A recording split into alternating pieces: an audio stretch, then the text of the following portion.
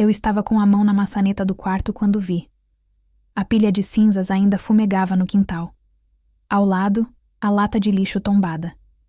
E ela, minha sogra, estava parada na janela da cozinha, me olhando. Não era a primeira vez que algo meu desaparecia naquela casa. Mas eram as minhas roupas. Todas. As que eu tinha trazido para passar o fim de semana. Queimadas. Meu marido estava sentado na sala, celular na mão. Nem levantou os olhos quando entrei. Onde estão minhas coisas? Ele demorou para responder, como se estivesse pensando em como dizer algo que já sabia. Minha mãe achou melhor desfazer delas. Disse que estavam velhas. Velhas. Eu tinha comprado aquela blusa azul 3 semanas atrás. A calça jeans era da semana passada. Ele sabia disso. Eu tinha mostrado para ele. Ela queimou minhas roupas, Rafael. Ela não queimou. Ela descartou. A diferença de palavra não mudava nada, mas para ele, mudava tudo. Fui até a cozinha. Ela estava lavando uma xícara, devagar, como quem não tem pressa, como quem está esperando. Por que a senhora fez isso? Ela não parou de esfregar a xícara. Eu não fiz nada que qualquer mãe não faria. Aquelas roupas estavam desgastadas. Você é a esposa do meu filho. Precisa se apresentar melhor. Apresentar melhor. Como se eu fosse um produto.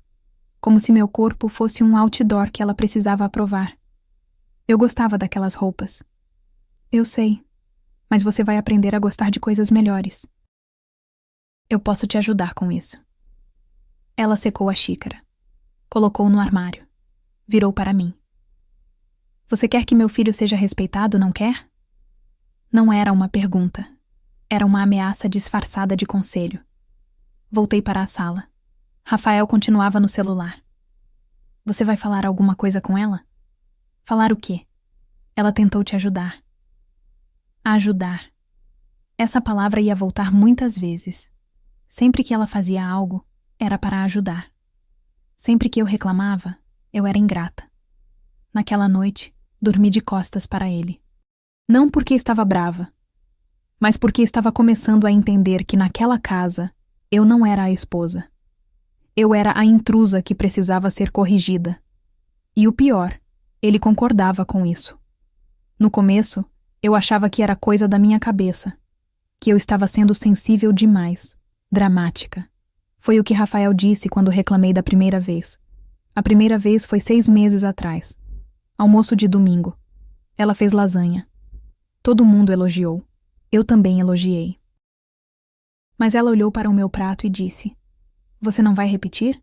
Achei que gostasse de comida de verdade. Rafael riu. Achou que era brincadeira. Eu também fingi que era. Mas quando fui pegar mais, ela serviu uma porção pequena. Pequena demais. E disse: É melhor você se controlar. Rafael gosta de mulher que se cuida.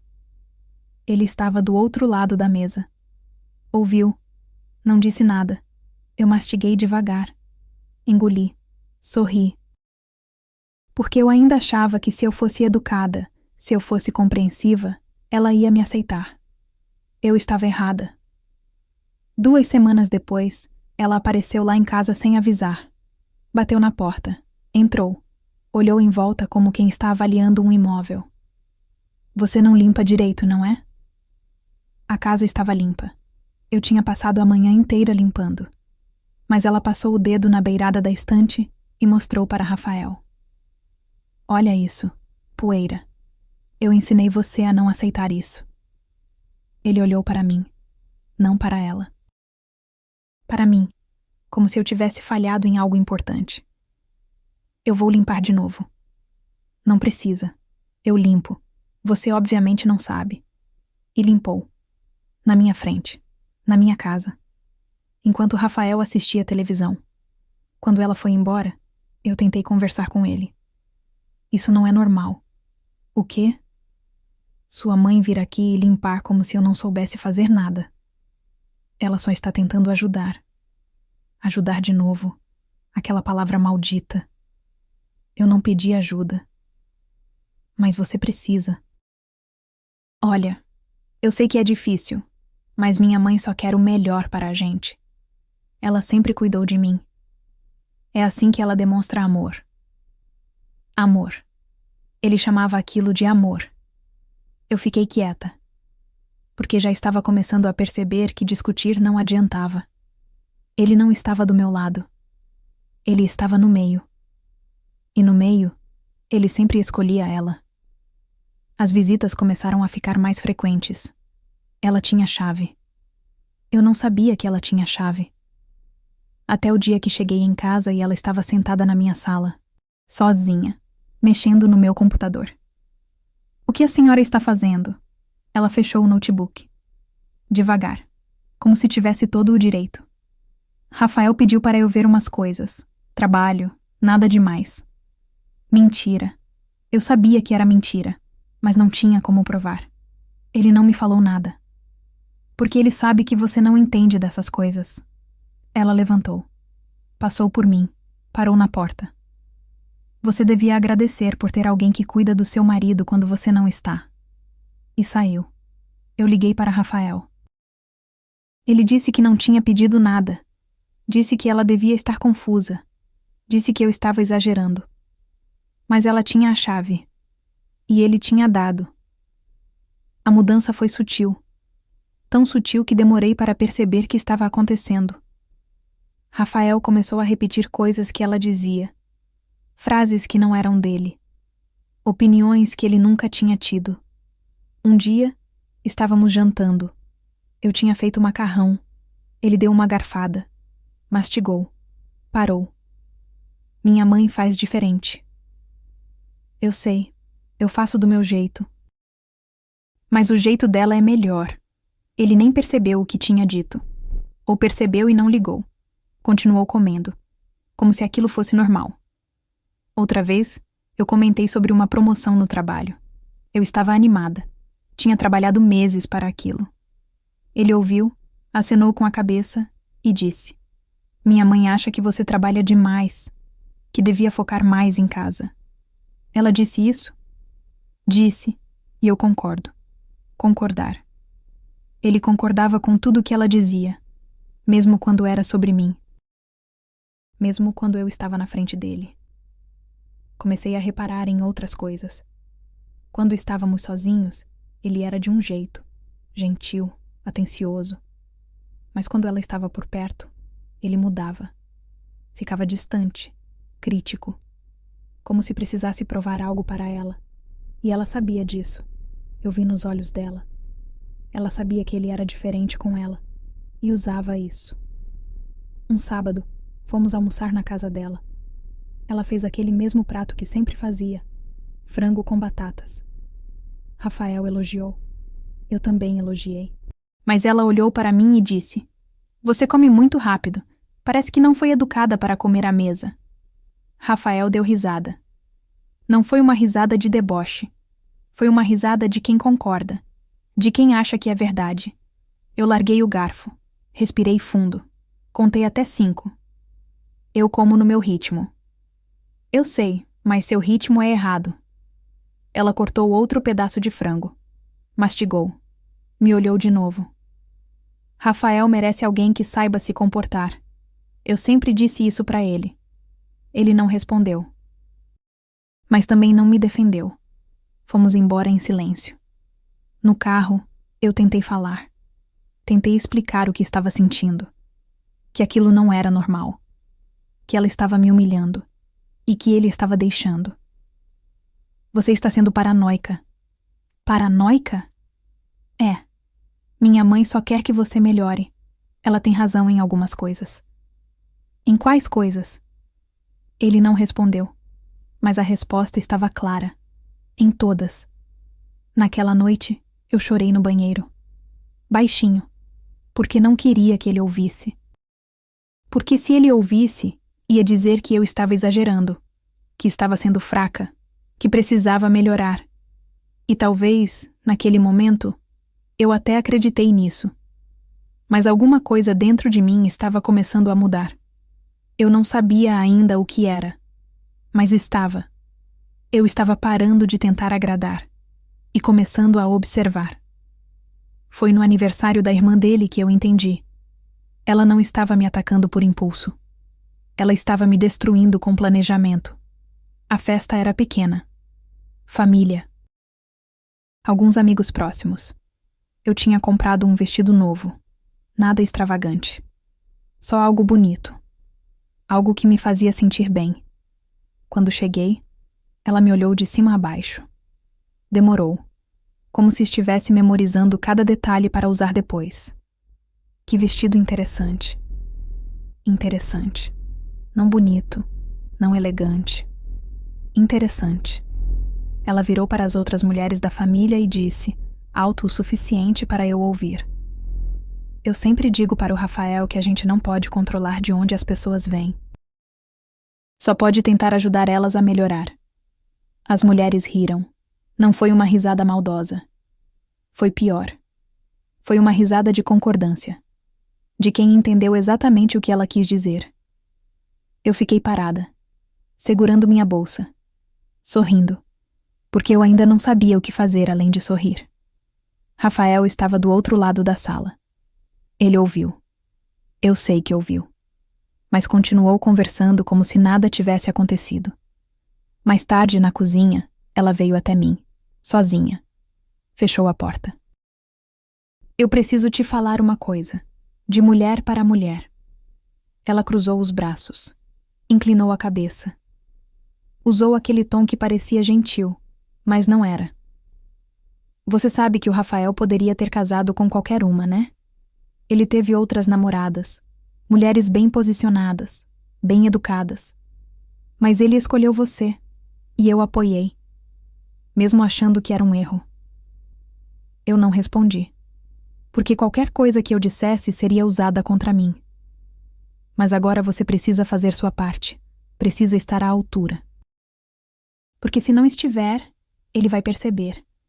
E quando perceber, vai ser tarde demais. Ela abriu a porta, voltou para a sala, como se tivesse dado um conselho maternal, como se eu devesse agradecer. Naquela noite, no carro, eu contei para Rafael, palavra por palavra. Ele ouviu, suspirou e disse: ela está certa em uma coisa. Eu poderia ter casado com outras pessoas, mas eu te escolhi. Então para de procurar problema onde não tem. Para de procurar problema, como se o problema fosse eu. Como se eu estivesse inventando aquilo. Eu olhei pela janela, vi as luzes da cidade passando, e entendi que ele não ia me defender. Nunca ia. Porque defender a mim significava confrontar ela. E ele não tinha coragem para isso. As visitas ficaram mais frequentes. Ela começou a aparecer 3, 4 vezes por semana, sempre com uma desculpa, sempre com uma crítica disfarçada de preocupação. Um dia, cheguei em casa e ela estava reorganizando minha cozinha. O que a senhora está fazendo? Colocando as coisas no lugar certo. Você guarda tudo errado. Deve ter aprendido assim na sua casa. Na minha casa. Ela sempre fazia isso. Sempre deixava claro que minha família era inferior. Que minha criação era deficiente. Que eu precisava ser reeducada. Eu gosto do jeito que está. Eu sei, mas está errado. Ela terminou. Fechou o armário. Limpou as mãos, como se tivesse acabado de consertar algo quebrado. Rafael precisa de ordem. Ele foi criado assim. Você precisa aprender a dar isso para ele. Quando ele chegou, ela já tinha ido embora, mas tinha deixado um bilhete na geladeira. Um bilhete para ele, não para mim. Arrumei a cozinha. Ela ainda não sabe fazer direito, mas vai aprender. Te amo, mãe. Ele leu, dobrou, colocou no bolso. Não comentou nada. Você não vai falar sobre isso? Sobre o quê? Ela arrumou a cozinha. Qual o problema? O problema é que ela entra aqui e mexe nas minhas coisas sem pedir permissão. São coisas dela também. Ela me deu metade desses utensílios. Metade. Então metade da minha casa era dela. Metade das minhas decisões eram dela. Metade do meu casamento era dela. No dia seguinte, ela ligou. Para ele. Não para mim. Nunca para mim. Ele atendeu na minha frente. Oi, mãe, tudo bem? Ela falou algo. Ele riu. Concordou. Desligou. Ela quer que a gente jante lá amanhã. Eu tenho compromisso amanhã. Desmarca. Não foi um pedido. Foi uma ordem. Rafael, eu não posso desmarcar. É importante. Mais importante que minha mãe? Ele falou sério, como se fosse uma pergunta legítima, como se eu tivesse que escolher entre minha vida e a vontade dela. Eu desmarcei, porque naquele momento ainda achava que se eu cedesse, as coisas melhorariam. No jantar, ela serviu vinho. Para todo mundo. Menos para mim. Você não bebe, né? Rafael me disse que você não sabe beber, que fica vergonhosa. Eu nunca tinha ficado bêbada na frente dele. Nunca. Mas ela tinha plantado aquela ideia. E ele não negou. Ela continuou. A noite inteira. Pequenos ataques. Pequenas mentiras. Sempre na frente de todo mundo. Sempre com aquele sorriso de quem está sendo gentil. Ela não sabe cozinhar. Eu tenho ensinado. Ela não sabe limpar direito, mas está melhorando. Ela não sabe lidar com dinheiro. Rafael tem que cuidar disso. Cada frase era uma facada. E ninguém via o sangue, porque ela era boa nisso. Ela sabia exatamente onde cortar sem deixar marca visível. Quando fomos embora, eu chorei no carro. Dessa vez não escondi. Chorei alto. Chorei com raiva. Você não vai fazer nada? Você ouviu as coisas que ela disse? Ela não disse nada demais. Você está sendo sensível. Sensível. Eu estava sendo sensível. Como se o problema fosse minha reação, não a ação dela. Ele encostou o carro, me olhou, e pela primeira vez, eu vi algo diferente nos olhos dele. Não era raiva, era irritação. Comigo. Você precisa parar com isso. Minha mãe está tentando te ajudar, e você fica criando problema. Eu estou cansado disso. Ele estava cansado. Dele não fazer nada. Dele assistir enquanto ela me destruía. E ele estava cansado. Naquela noite eu não dormi. Fiquei olhando para o teto, pensando, analisando, repassando cada momento, cada frase, cada olhar. E foi aí que eu entendi. Ela não queria que eu melhorasse. Ela queria que eu saísse, mas não podia me expulsar. Então estava me fazendo tão miserável que eu mesma ia querer ir embora. E ele estava ajudando ela, sem perceber, ou pior. Percebendo e fingindo que não. Eu comecei a anotar. Cada comentário, cada ataque, cada mentira. Não para mostrar para ninguém, mas para ter certeza de que eu não estava ficando louca. Porque toda vez que eu reclamava, Rafael dizia que eu estava exagerando, que eu estava inventando, que eu estava vendo maldade onde não tinha.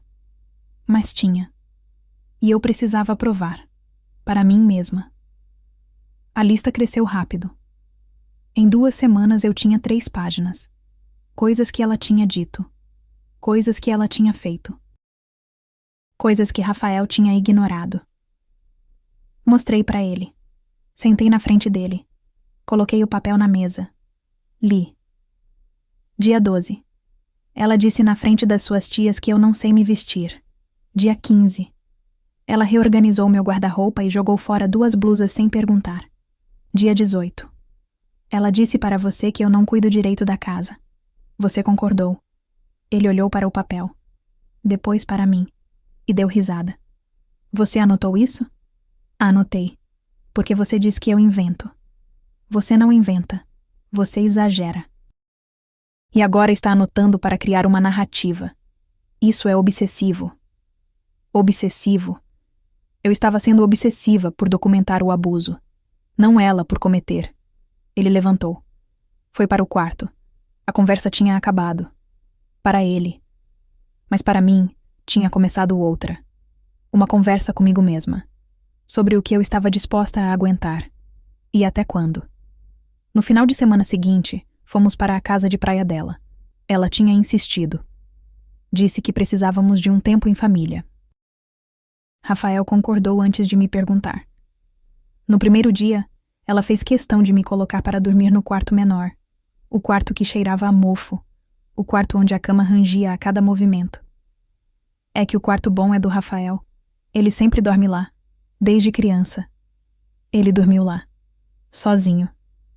Eu dormi no quarto pequeno, sozinha. Na manhã seguinte, ela preparou café, para todo mundo, menos para mim. Ah, desculpa, eu esqueci que você estava aqui. Mentira. Ela não esqueceu. Ela nunca esquecia. Cada movimento dela era calculado. À tarde, fomos para a praia. Ela levou cadeiras. 3 cadeiras. Para 4 pessoas. Ops, acho que não trouxe o suficiente. Você se importa de sentar na areia, né? Você é jovem. Aguenta. Eu sentei na areia, molhada, desconfortável, enquanto ela sentava confortável na sombra, olhando para mim, sorrindo. Naquela noite ela fez jantar. Serviu todo mundo. Quando chegou em mim, colocou metade da porção que tinha colocado nos outros pratos. Você está acima do peso. Rafael comentou comigo. É melhor você se controlar. Rafael não comentou nada. Eu sei que não comentou. Mas ela tinha dito. E ele não desmentiu. Eu olhei para ele, esperando. Esperando que dessa vez ele falasse alguma coisa. Que ele me defendesse. Que ele dissesse que aquilo era errado. Ele cortou a carne, mastigou, engoliu. E ficou em silêncio. Foi nesse silêncio que eu entendi. Ele não era fraco. Ele era conivente. Ele sabia o que estava acontecendo. E estava deixando acontecer. Porque era mais fácil me sacrificar do que confrontar ela. No último dia, antes de ir embora, ela me chamou para conversar. Sozinha. Na varanda. Eu sei que você não gosta de mim. Ela disse com aquela voz calma. Aquela voz de quem está sendo razoável. Mas eu não preciso que você goste. Eu preciso que você entenda. Rafael é meu filho, meu único filho, e eu não vou deixar ninguém atrapalhar a vida dele. Nem você. Ela se virou. Foi embora. E eu fiquei ali. Na varanda. Olhando para o mar. Sentindo o peso daquelas palavras. Nem você. Eu não era a esposa. Eu era a ameaça. E ela ia fazer de tudo para me eliminar. Eu voltei daquela viagem diferente. Não mais triste. Não mais confusa. Apenas cansada. Cansada de tentar. Cansada de explicar. Cansada de ser a única que via o que estava acontecendo. Rafael percebeu. Claro que percebeu, mas interpretou do jeito errado. Você está distante. Estou. Por quê? Eu poderia ter explicado. Poderia ter tentado mais uma vez fazer ele entender. Mas qual era o sentido? Ele já tinha escolhido. Toda vez que ficava em silêncio. Toda vez que ria dos comentários dela. Toda vez que dizia que eu estava exagerando. Ele estava escolhendo. Estou cansada. De quê? De tudo. Ele não perguntou mais nada. E eu não ofereci mais respostas. Os dias seguintes foram mecânicos. Eu acordava, ia trabalhar, voltava, fazia jantar, assistíamos televisão, dormíamos. Tudo funcionando. Nada vivo. Ela continuou ligando. Todo dia. Às vezes 2 vezes por dia. Sempre para ele. Nunca para mim. E ele sempre atendia. Sempre dava risada. Sempre concordava com tudo que ela dizia. Eu parei de perguntar sobre o que eles conversavam. Porque eu já sabia. Era sobre mim. Sempre sobre mim. Sobre como eu não era suficiente. Sobre como eu precisava mudar. Sobre como ele merecia melhor. Uma semana depois da viagem, ela apareceu de novo, sem avisar, como sempre. Mas dessa vez, havia algo diferente no jeito dela. Ela estava mais confiante, mais segura, como se soubesse que estava vencendo. Oi, querida. Querida. Ela nunca tinha me chamado de querida antes. Rafael está? Está no banho. Ótimo. Então posso falar com você. Ela entrou. Sentou no sofá, cruzou as pernas. Me olhou como quem está prestes a fazer uma oferta de negócio. Eu vim aqui porque eu gosto de você. Eu sei que você não acredita, mas eu gosto. E é por isso que eu vou ser honesta. Ela respirou fundo. Inclinou a cabeça. Usou aquele tom que parecia gentil, mas que cortava como vidro. Você não é a mulher certa para o meu filho. Eu sei. Você sabe. E no fundo ele também sabe. Mas ele tem pena de você. Por isso ainda está aqui. Pena. Ela disse a palavra devagar, saboreando. Você pode continuar tentando. Pode continuar fingindo que está tudo bem. Mas vai chegar um dia em que ele vai cansar. E quando cansar, ele vai terminar. E vai ser pior para você. Porque você vai ter perdido tempo. Vai ter envelhecido. Vai ser mais difícil encontrar alguém. Ela levantou. Alisou a saia. Sorriu. Ou você pode fazer o certo. Pode sair agora. Com dignidade. Eu até ajudo. Financeiramente. Posso dar uma quantia. Para você recomeçar. Longe daqui. Longe dele. Ela estava me oferecendo dinheiro. Para eu sumir da vida do filho dela. A senhora está tentando me comprar? Estou tentando te ajudar. A fazer a escolha inteligente. A escolha que vai poupar sofrimento. Para todo mundo. Ela colocou a mão na bolsa. Tirou um envelope. Colocou na mesa de centro. Pensa. Não precisa responder agora. Mas pensa. Rafael saiu do banho nesse momento. Ela mudou completamente. Abriu um sorriso enorme. Foi até ele. Beijou o rosto dele. Oi, meu amor. Eu só passei para ver se está tudo bem. Estava com saudade. Ele abraçou ela. E por cima do ombro dele, ela me olhou. Com aquele sorriso. Aquele sorriso que dizia, eu ganhei. Depois que ela foi embora, eu peguei o envelope. Abri. Havia 5.000 reais ali. E um bilhete. Para o seu recomeço. Não precisa agradecer. Só precisa ir. Eu mostrei para Rafael. Coloquei o envelope na frente dele. Esperei. Ela te ofereceu dinheiro para eu ir embora. Ele olhou. Leu o bilhete. E pela primeira vez, eu vi algo parecido com constrangimento no rosto dele. Ela não deveria ter feito isso. Mas fez. Eu vou falar com ela. Não precisa. Como assim não precisa? Porque eu quero que você responda uma coisa. Você quer que eu vá embora? Ele demorou. Demorou demais. E nessa demora, eu tive minha resposta. Não é isso.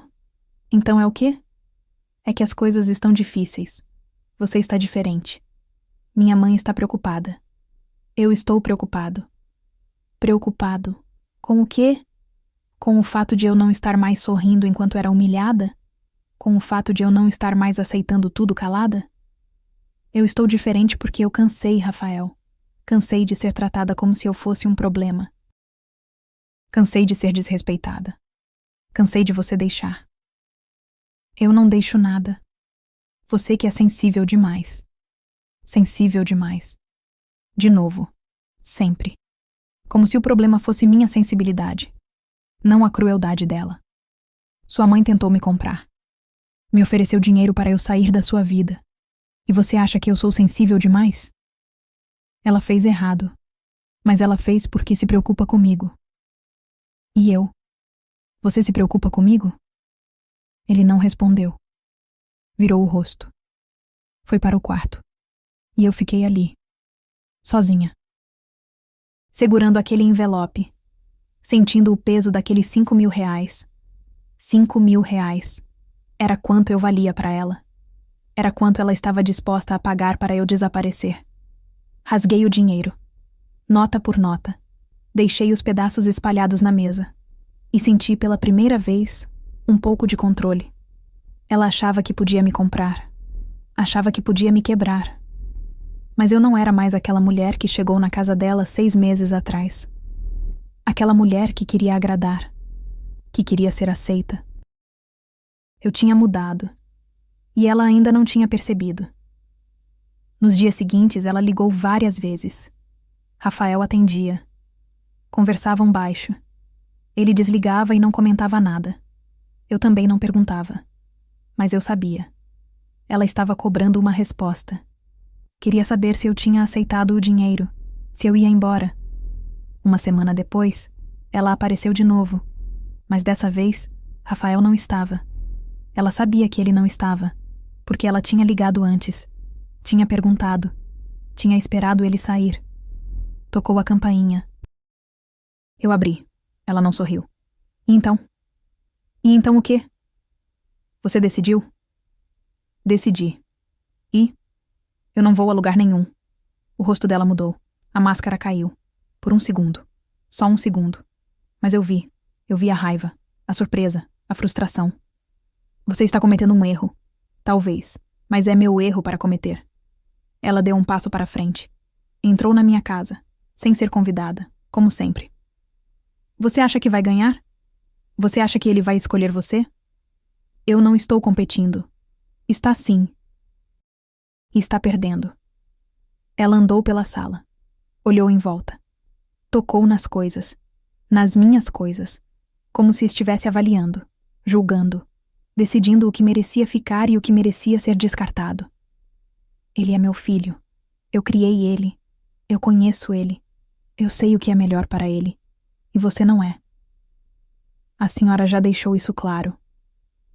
Então por que ainda está aqui? Porque eu sou casada com ele, não com a senhora. Ela parou, virou, me encarou. E pela primeira vez, eu não desviei o olhar. Você vai se arrepender. Talvez, mas pelo menos vai ser minha escolha. Ela saiu batendo a porta. E eu soube. Soube que aquilo não ia ficar assim. Soube que ela ia revidar. E soube que ia ser pior do que tudo que tinha acontecido até agora. Mas eu não sabia o quanto pior. A vingança dela veio 3 dias depois, e veio de um jeito que eu jamais imaginei. Eu estava no trabalho quando Rafael me ligou. A voz dele estava diferente. Tensa, controlada, como se estivesse segurando algo. Você precisa voltar para casa. Agora. O que aconteceu? Só volta. Ele desligou antes de eu poder perguntar qualquer coisa. Pedi para sair mais cedo, dirigi rápido, o coração batendo forte. 1000 possibilidades na cabeça. Acidente, assalto, incêndio. Qualquer coisa menos o que eu encontrei.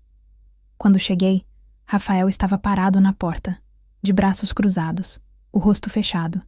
Eu nunca tinha visto ele daquele jeito. O que foi? Ele não respondeu. Apenas abriu a porta e me deixou entrar. A casa estava destruída. Não destruída de verdade, mas bagunçada. Muito bagunçada. Gavetas abertas, roupas jogadas, papéis espalhados, como se alguém tivesse revirado tudo procurando alguma coisa. O que aconteceu aqui? Minha mãe ligou. Disse que você ligou para ela. Chorando. Desesperada, pedindo ajuda. Dizendo que estava tendo uma crise, que estava surtando, que precisava de ajuda. Eu gelei. Eu não liguei para ela. Ela disse que ligou. Disse que você estava gritando, que estava dizendo coisas sem sentido, que estava quebrando coisas e que desligou de repente. Rafael, eu não liguei para ela. Eu estava no trabalho o dia inteiro. Você pode checar. Eu sei que você estava no trabalho. Eu liguei lá. Mas ela ligou para mim apavorada.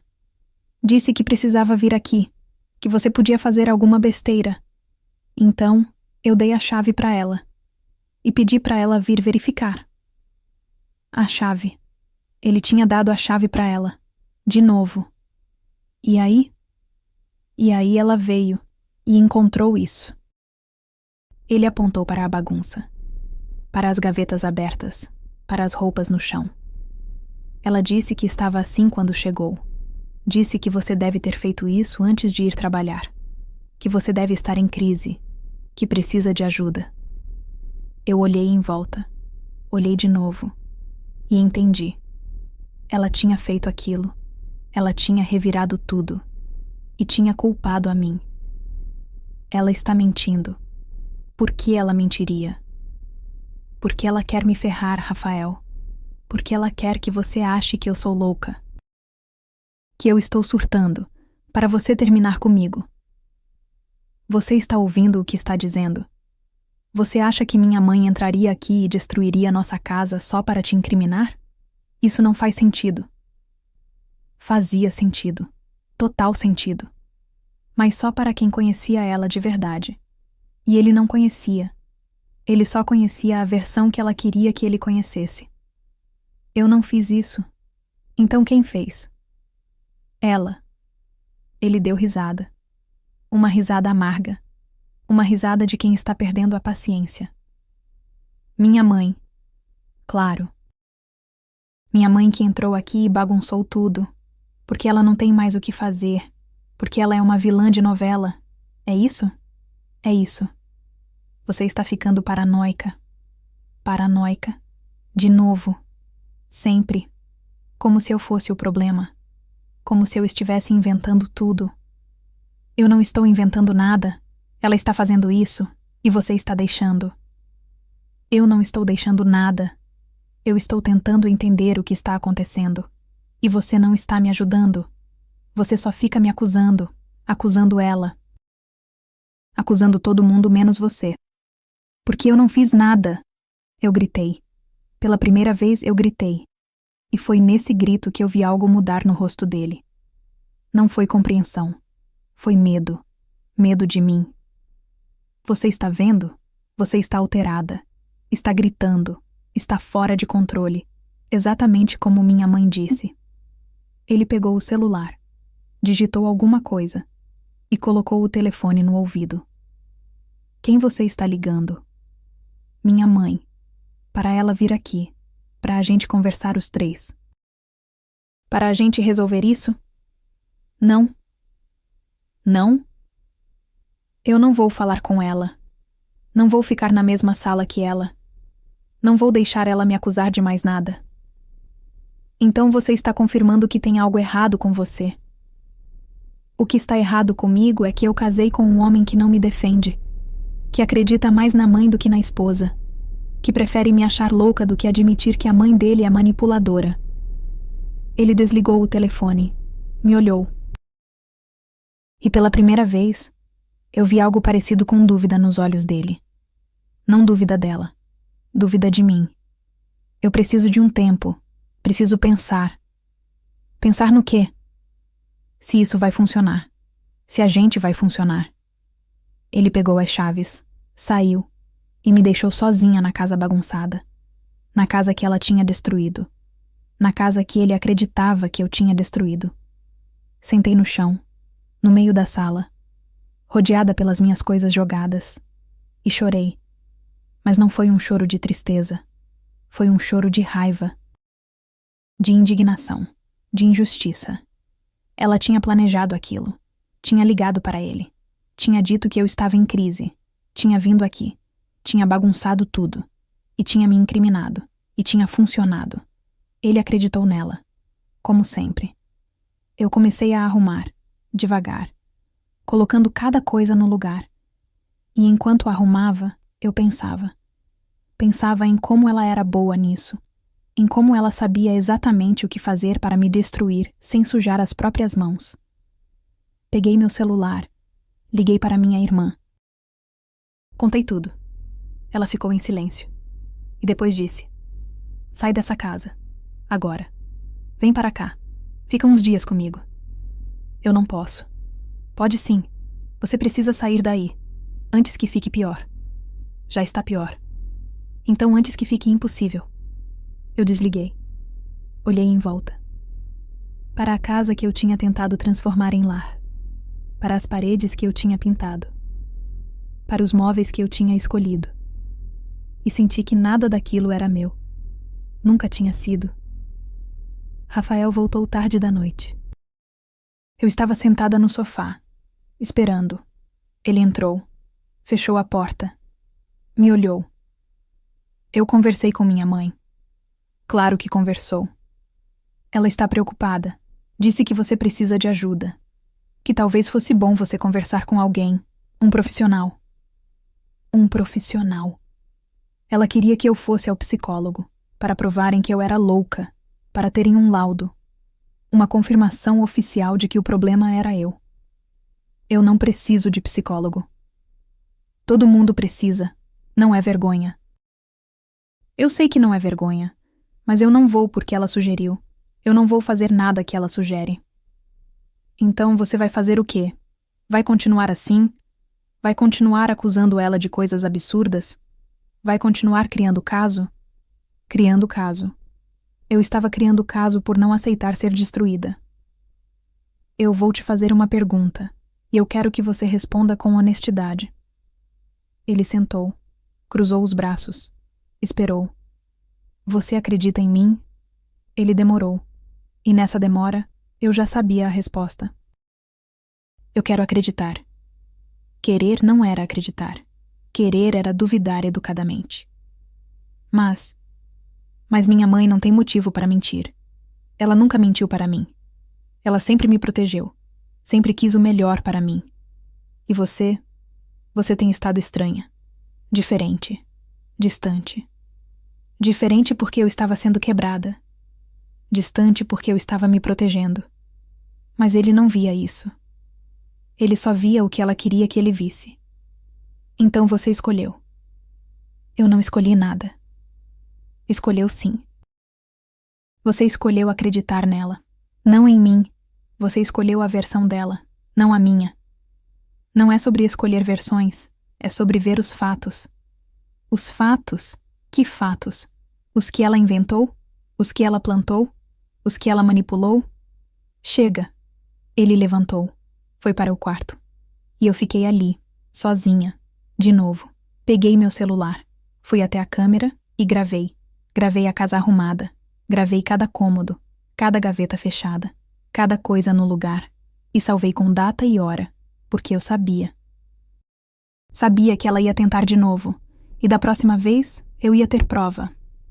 A próxima investida dela aconteceu 2 dias depois. E foi a pior de todas. Eu tinha ido ao mercado. Compras rápidas. 40 minutos no máximo. Quando voltei, havia um carro estacionado na frente de casa. Um carro que eu não conhecia. E a porta da minha casa estava aberta. Entrei devagar, com o coração acelerado. Vozes na sala. Vozes que eu não reconhecia. E a voz dela. Sempre a voz dela. 3 mulheres estavam sentadas no meu sofá. Mulheres mais velhas, bem vestidas, com aquele ar de superioridade que vem de quem nunca precisou lutar por nada. E ela estava em pé, servindo café, na minha casa, com minhas xícaras, como se fosse a dona. Ah, ela chegou. Todas olharam para mim, avaliando, julgando, decidindo. Quem são essas pessoas? São amigas minhas. Eu trouxe elas aqui porque precisávamos conversar. Sobre você, sobre a situação. Que situação? A situação da sua saúde mental. Ela disse com aquela voz calma. Aquela voz de quem está sendo racional. De quem está fazendo o certo. Uma das mulheres se levantou. Era mais alta, mais velha, com um colar de pérolas e um ar de autoridade médica. Eu sou psiquiatra, doutora Helena. A dona Márcia me contou sobre seus episódios, e eu vim aqui para avaliar, para oferecer ajuda. Episódios. Que episódios? Os que ela tinha inventado? Eu não preciso de avaliação. E vocês precisam sair da minha casa. Viu?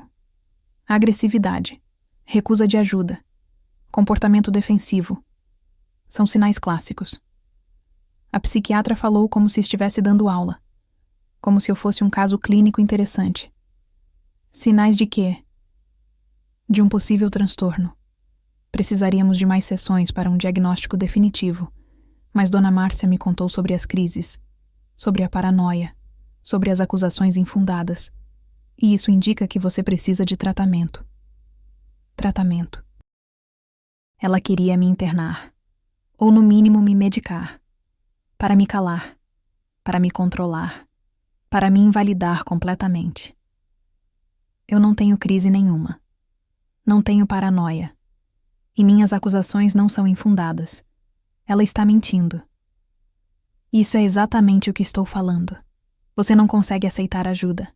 Não consegue reconhecer que tem um problema. E isso é preocupante. Minha sogra se aproximou. Colocou a mão no meu ombro. Um gesto que pareceria carinhoso para quem estivesse assistindo, mas que eu senti como uma garra. Querida, ninguém está te atacando. Estamos tentando te ajudar. Rafael está preocupado. Eu estou preocupada. E a doutora Helena é uma das melhores. Ela pode te ajudar a melhorar. Solta o meu braço. Viu, doutora? Agressividade. De novo. A psiquiatra anotou algo em um caderninho. E aquele caderninho me apavorou mais do que qualquer coisa. Porque era oficial. Era documentado. Era uma prova que ela estava criando contra mim. Eu quero que vocês saiam. Agora. Não podemos fazer isso. Não enquanto você estiver alterada. Seria irresponsável. Irresponsável. Eu estava sendo mantida refém na minha própria casa por uma psiquiatra que nem me conhecia. Que só conhecia a versão que minha sogra tinha contado. Foi quando eu ouvi a chave na porta. Rafael chegando. E quando ele entrou e viu aquela cena, ele não perguntou o que estava acontecendo. Ele olhou para mim como se eu tivesse feito algo errado. Mãe, o que está acontecendo? Eu trouxe a doutora Helena para avaliar como conversamos. Como conversamos? Eles tinham conversado, tinham planejado aquilo, sem me avisar, sem me perguntar. Rafael, isso é um absurdo. Ela trouxe uma psiquiatra aqui para me avaliar sem o meu consentimento. Isso é invasão. Isso é abuso. A psiquiatra se levantou. Foi até Rafael. Falou baixo. Mas não tão baixo que eu não pudesse ouvir. Negação é comum nesses casos. Ela precisa de ajuda. E quanto antes, melhor. Antes que fique pior. Antes que ela se machuque. Ou machuque alguém. Machuque alguém. Ela estava plantando a ideia de que eu era perigosa, de que eu podia fazer algo violento. Eu não vou machucar ninguém. Eu só quero que vocês saiam da minha casa. Viu? Hostilidade crescente. Eu recomendo internação. Pelo menos por alguns dias, para estabilização. Internação.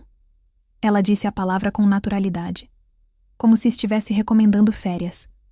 Eu olhei para Rafael, esperando que ele dissesse alguma coisa. Que ele me defendesse, que ele mandasse aquelas pessoas embora. Mas ele ficou em silêncio, olhando para mim. E naquele olhar, eu vi medo. Ele estava com medo. De mim. Rafael, você não está acreditando nisso, está? Eu não sei no que acreditar. Você tem estado estranha, e minha mãe está preocupada.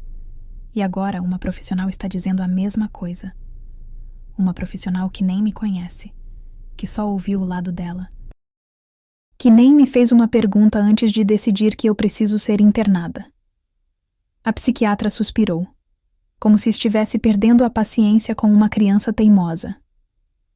Eu posso fazer as perguntas agora, se você preferir. Podemos ter uma sessão, aqui mesmo, para eu avaliar melhor. Não. Por que não? Se você não tem nada a esconder, por que recusar? Porque era uma armadilha. Porque qualquer coisa que eu dissesse seria usada contra mim. Porque ela já tinha decidido. Já tinha anotado. Já tinha formado sua opinião baseada nas mentiras da minha sogra. Foi quando eu percebi. No braço da psiquiatra, uma pulseira, dourada, com um pingente. Um pingente em formato de M. A mesma pulseira que minha sogra usava. Que ela tinha me mostrado meses atrás, dizendo que era de uma joalheria exclusiva, que só fazia sob encomenda. Vocês se conhecem de antes. A psiquiatra olhou para a pulseira, depois para minha sogra, e eu vi o segundo de hesitação. O segundo de surpresa por ter sido descoberta. Nós somos amigas. Isso não invalida minha avaliação profissional. Invalida sim. Você não é imparcial. Você é amiga dela. Você veio aqui com a opinião já formada. Isso não é avaliação. Isso é teatro. Minha sogra deu risada. Aquela risada que eu tinha aprendido a odiar. Viu, doutora? Teoria da conspiração. Ela acha que tudo é uma armação contra ela. Isso é paranoia clássica. Mas Rafael tinha visto. Tinha visto a pulseira. Tinha visto a hesitação. E pela primeira vez, eu vi dúvida no rosto dele. Não dúvida de mim. Dúvida dela. Mãe, vocês são amigas? Somos. Mas isso não muda nada. Helena é profissional. Ela está fazendo isso como um favor. Para me ajudar. Para te ajudar. Um favor. Ele repetiu a palavra devagar. Como se estivesse processando. Como se estivesse finalmente começando a entender. Você trouxe uma amiga sua. Uma psiquiatra amiga sua. Para dar um diagnóstico da minha esposa. Sem eu saber. Sem ela consentir. E achou que isso seria válido? Eu achei que seria útil. Útil para quê? Para provar que ela é louca? Para ter um laudo oficial? Para quê, mãe? Ela ficou em silêncio. E nesse silêncio, algo quebrou. Algo na dinâmica entre eles. Algo que sempre esteve lá, mas que ele nunca tinha questionado. Acho melhor vocês irem embora. Ele falou olhando para a psiquiatra. Não para a mãe.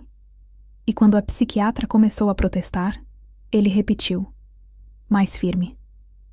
Vocês precisam ir embora. Agora. Elas saíram. As três. Minha sogra por último. Na porta, ela parou. Olhou para mim. E pela primeira vez, não havia máscara. Não havia sorriso. Apenas raiva. Raiva pura. Isso não acabou. Acabou sim. Quem respondeu foi Rafael. Não eu. E naquelas duas palavras, eu senti algo diferente. Algo que eu não tinha sentido em meses. Esperança. Mas a esperança durou pouco. Porque naquela noite, enquanto eu dormia, Rafael saiu. Saiu sem fazer barulho. Saiu levando uma mala. E quando acordei, ele tinha deixado um bilhete. Preciso de tempo. Preciso pensar. Vou ficar na casa da minha mãe alguns dias. Na casa da minha mãe. Mesmo depois de tudo. Mesmo depois de ela ter sido desmascarada. Ele ainda escolheu ir para lá. E foi nesse momento que eu entendi. Ele nunca ia mudar. Ela nunca ia parar. E eu nunca ia vencer nesse jogo. Não do jeito que eu estava jogando. Então eu precisava mudar as regras. E tinha uma coisa que ela queria. Uma coisa que ela tinha mencionado várias vezes. Uma coisa que ela queria que Rafael fizesse. Mas que Rafael nunca tinha feito porque eu estava no caminho. E agora, eu ia usar isso. Ia usar a própria ambição dela como arma. Peguei meu celular, fiz uma ligação. E comecei a planejar. A virada estava chegando. A ligação foi para o advogado da família do Rafael. Não qualquer advogado. O advogado que cuidava dos negócios da sogra. O mesmo que ela tinha usado para estruturar a herança.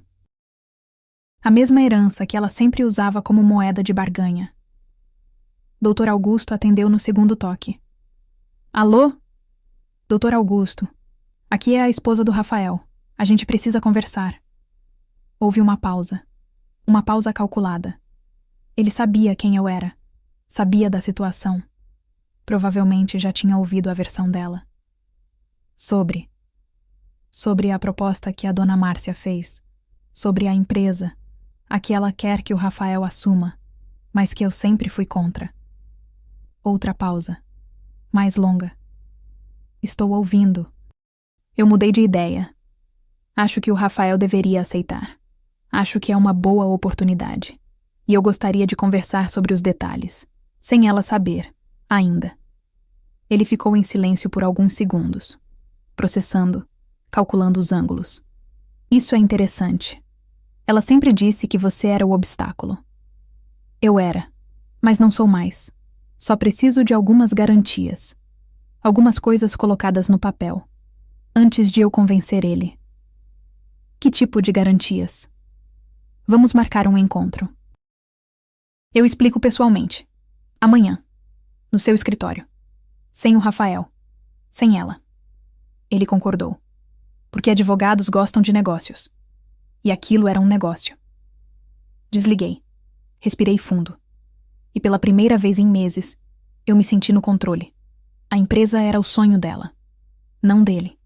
Ela tinha construído aquilo durante anos, tinha crescido, tinha prosperado, e ela queria que o filho assumisse. Queria criar uma dinastia. Queria que o sobrenome continuasse no comando, mas Rafael nunca quis. Ele gostava do emprego dele, gostava da vida que tinha, e eu sempre apoiei isso. Sempre disse que ele não precisava fazer o que a mãe queria, que ele podia escolher o próprio caminho. E ela odiava isso. Odiava que eu estivesse entre ela e o plano dela. Então agora eu ia dar a ela exatamente o que ela queria, mas do meu jeito. No dia seguinte fui ao escritório. Dr. Augusto me recebeu em uma sala enorme, mesa de mogno, quadros caros, aquele cheiro de poder e dinheiro velho. Então me explique.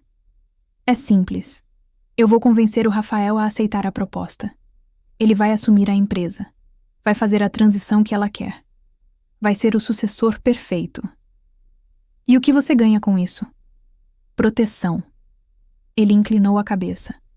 Interessado. Que tipo de proteção? Eu quero que seja colocado no contrato uma cláusula. Uma cláusula que garanta que, enquanto o Rafael estiver na empresa, a dona Márcia não pode interferir nas decisões operacionais. Não pode entrar no escritório sem ser convidada. Não pode participar de reuniões sem autorização dele. Basicamente, ela entrega o controle. De verdade. Ele sorriu. Um sorriso pequeno. De quem está vendo um jogo de xadrez interessante. Ela nunca vai aceitar isso. Ela vai. Porque é isso ou nada. É isso ou o Rafael continua no emprego atual. E ela fica sem sucessor, sem dinastia, sem nada. E por que você está fazendo isso? Por que não simplesmente termina o casamento e vai embora? Porque eu não vou deixar ela ganhar. Ela tentou me destruir. Tentou me fazer parecer louca. Tentou me comprar. Tentou me expulsar. E eu não vou dar a ela a satisfação de me ver desistir.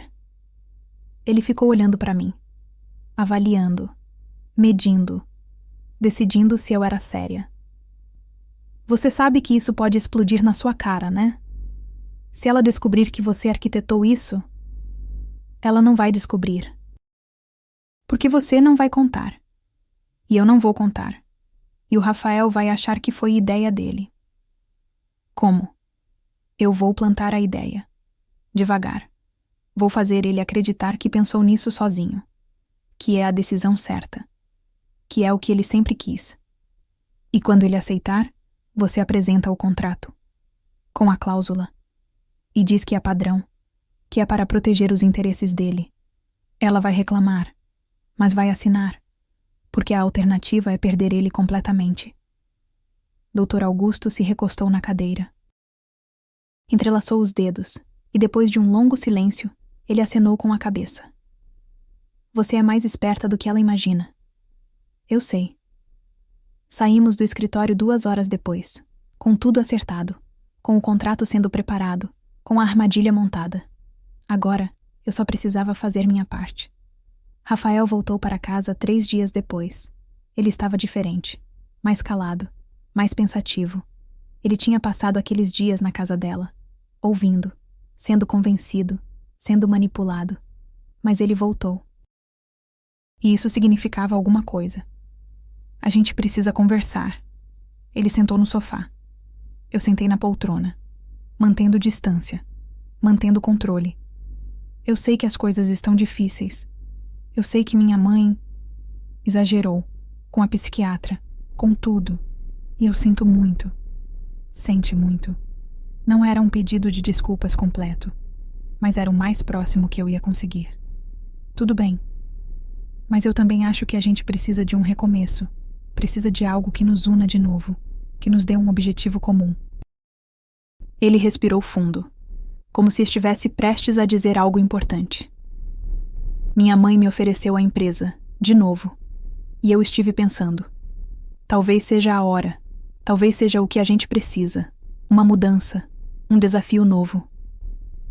Eu esperei. Deixei o silêncio se esticar. Deixei ele pensar que eu estava processando, que eu estava surpresa. O que você acha? Eu acho que você deveria fazer o que te faz feliz. Mas e você? Você sempre foi contra. Eu era contra, porque eu achava que você estava fazendo pela razão errada, fazendo para agradar ela. Mas se você quer de verdade, se é o que você acha que é melhor para nós, então eu apoio. Ele sorriu. Um sorriso aliviado, como se um peso tivesse saído dos ombros dele. Sério? Sério. Ele se levantou. Veio até mim. Me abraçou. E naquele abraço, eu senti algo estranho. Não era amor. Não era alívio. Era vitória. Porque ele não sabia.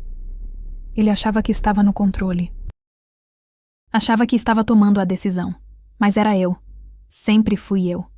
E ela ia descobrir isso em breve. A reunião foi marcada para a semana seguinte. No escritório do advogado. Rafael, eu, ela e o Dr. Augusto. Ela chegou radiante, com aquele sorriso de quem acabou de ganhar na loteria. Porque para ela, aquilo era vitória. O filho finalmente cedendo. Finalmente aceitando o destino que ela tinha traçado. Ela me cumprimentou. Pela primeira vez em meses, ela foi educada. Quase gentil. Que bom que você apoiou ele. Que bom que você finalmente entendeu o que é melhor. Eu sorri. Não respondi. Apenas sorri. Sentamos todos ao redor da mesa. Dr. Augusto colocou os documentos na frente. Vários documentos, contratos, termos, cláusulas. Então vamos aos detalhes. A transferência será gradual. Rafael assume como diretor executivo imediatamente. E em 2 anos assume como CEO. A dona Márcia permanece como presidente do conselho, mas sem interferência operacional. Ela parou de sorrir. Como assim sem interferência operacional? É padrão em transições desse tipo, para garantir que o novo líder tenha autonomia, que possa tomar decisões sem aprovação constante. É melhor para a empresa. E para ele. Mas é minha empresa. Era. Agora está sendo transferida. E para a transferência ser efetiva, precisa haver autonomia real. Caso contrário, Rafael estaria apenas executando ordens, não liderando. Rafael olhou para mim, depois para o advogado, depois para ela. Faz sentido, mãe. Se eu vou assumir, preciso ter liberdade para tomar decisões. Você sempre disse que queria que eu liderasse. Então precisa me deixar liderar. Ela olhou para ele, depois para mim. E eu vi.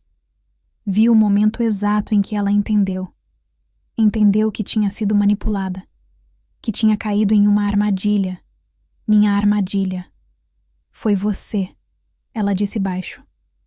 Olhando para mim. Não com raiva. Com algo pior. Com respeito. Respeito de uma jogadora reconhecendo outra. Eu não sei do que a senhora está falando. Você armou isso. Você fez ele aceitar. E colocou essa cláusula para me tirar. Ninguém está tirando você. Você continua presidente do conselho. Continua com poder. Só não tem mais poder sobre ele. Sobre nós. Rafael olhou confuso entre nós duas, sem entender completamente o que estava acontecendo, mas sentindo a tensão. Do que vocês estão falando? De nada, querido. Sua mãe só está processando os termos. É muita informação de uma vez. Dr. Augusto limpou a garganta. Voltou para os documentos. Então, está tudo certo? Podemos prosseguir com as assinaturas? Ela ficou olhando para os papéis. Por um longo tempo, calculando, medindo, decidindo se o que estava ganhando valia o que estava perdendo. E então ela pegou a caneta, porque ela não tinha escolha. Porque recusar significaria perder tudo. Perder o filho, perder o sonho, perder o controle. Ela assinou, página por página, com a mão tremendo de raiva contida. Quando terminou, ela levantou. Pegou a bolsa, me olhou uma última vez. Você acha que ganhou, mas não ganhou. Você só adiou. Não, eu ganhei, porque agora tem testemunhas, tem documentos, tem proteção legal. Você não pode mais entrar na minha vida. Não pode mais atacar. Não pode mais manipular. Porque se tentar, você perde ele. Para sempre. Ela saiu batendo a porta. E naquele barulho, eu senti algo que não sentia há muito tempo. Paz. Rafael ainda estava confuso, olhando para mim como se estivesse me vendo pela primeira vez. Você fez isso? Você planejou tudo isso? Eu fiz o que precisava ser feito, para nos proteger, para você ter a chance de liderar sem ela, controlando cada movimento. Para a gente ter uma vida sem ela decidindo tudo. Mas como? Quando? Quando você foi para a casa dela, quando você me deixou sozinha. Eu percebi que discutir não adiantava, que chorar não adiantava, que pedir ajuda não adiantava. Então eu parei de reagir. E comecei a agir. Ele ficou olhando para mim, em silêncio, processando. E então ele fez algo que eu não esperava. Ele sorriu. Você é incrível. Eu sou cansada. Cansada de ser atacada. Cansada de ser diminuída. Cansada de você não me defender. Então eu me defendi. O sorriso dele sumiu, porque aquilo doeu. Aquela verdade. Aquela acusação justa. Eu sinto muito. Por tudo. Por não ter te ouvido. Por ter acreditado mais nela do que em você. Por ter deixado as coisas chegarem onde chegaram. Eu sei.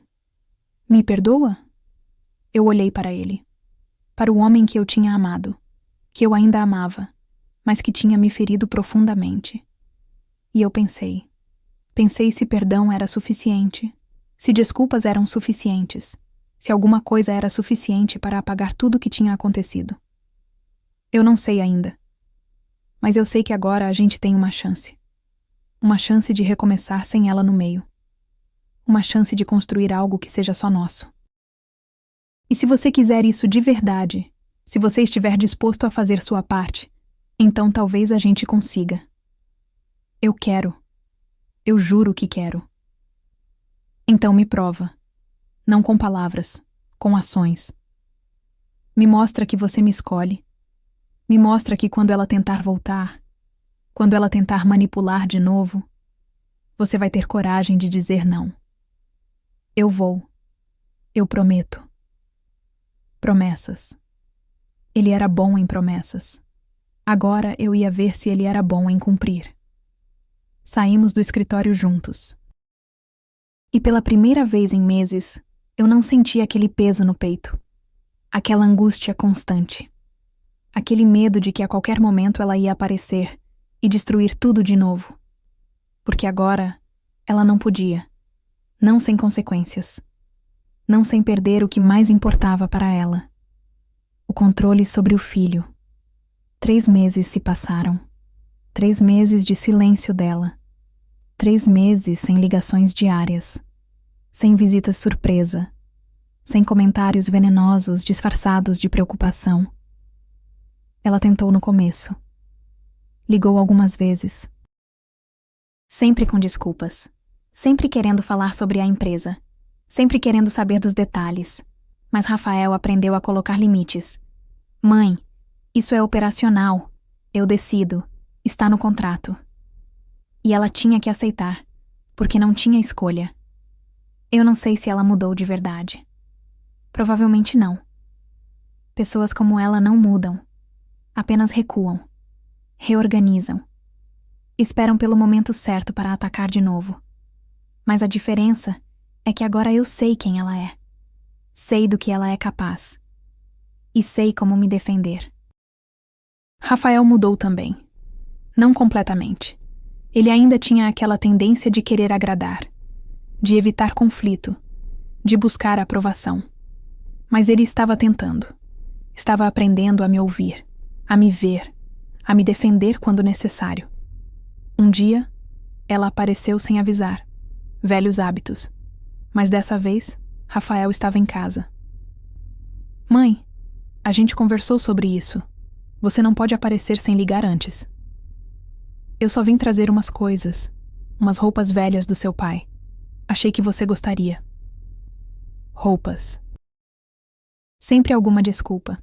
Sempre algo que justificasse a invasão. Pode deixar na porta. Eu pego depois.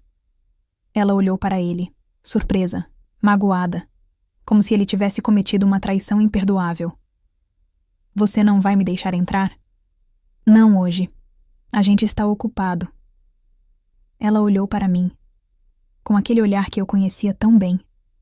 Aquele olhar que culpava, que acusava, que dizia sem palavras que tudo era minha culpa. Mas dessa vez, ela não disse nada. Apenas deixou a caixa e foi embora. Quando a porta fechou, Rafael se virou para mim. Está bom assim? Está ótimo. Ele me abraçou. E naquele abraço, eu senti algo que tinha perdido. Segurança, parceria, confiança. Não era perfeito. Ainda havia feridas. Ainda havia mágoa. Ainda havia noites em que eu lembrava de tudo o que tinha acontecido, de todas as humilhações, de todas as vezes que ele ficou em silêncio quando deveria ter falado. Mas havia progresso. E progresso era suficiente por enquanto. A empresa cresceu. Rafael estava indo bem. Melhor do que ela esperava. Melhor do que ele mesmo esperava. E eu via o orgulho nele. Não orgulho de estar agradando a mãe, mas orgulho de estar construindo algo seu. Ela tentou interferir algumas vezes. Ligava para funcionários. Dava palpites. Mandava sugestões. Mas Rafael aprendeu a cortar. Educadamente. Firmemente. Mas cortar. Mãe, eu agradeço a opinião, mas essa é minha decisão.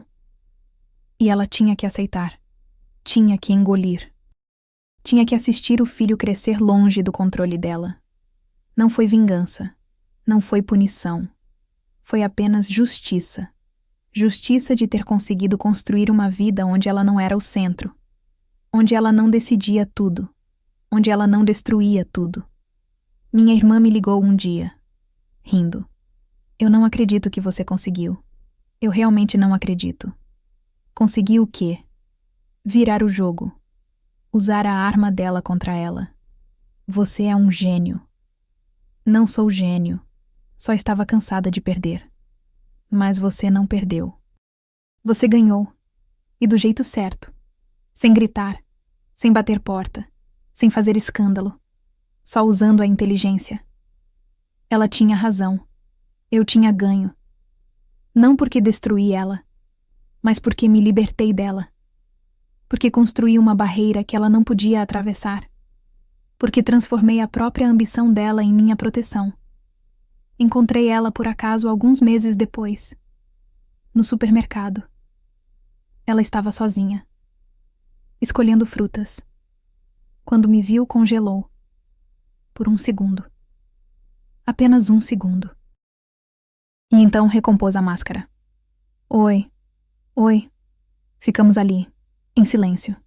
Duas mulheres que tinham travado uma guerra silenciosa, e ambas sabiam quem tinha vencido. Ele está bem? Está. Muito bem. Ótimo. Ela pegou as frutas, colocou na cesta, e antes de ir embora, ela parou, me olhou, e pela primeira vez, não havia veneno. Havia apenas cansaço. Você venceu. Eu sei. Você conseguiu o que queria. Espero que esteja feliz. Não era sobre vencer. Era sobre sobreviver.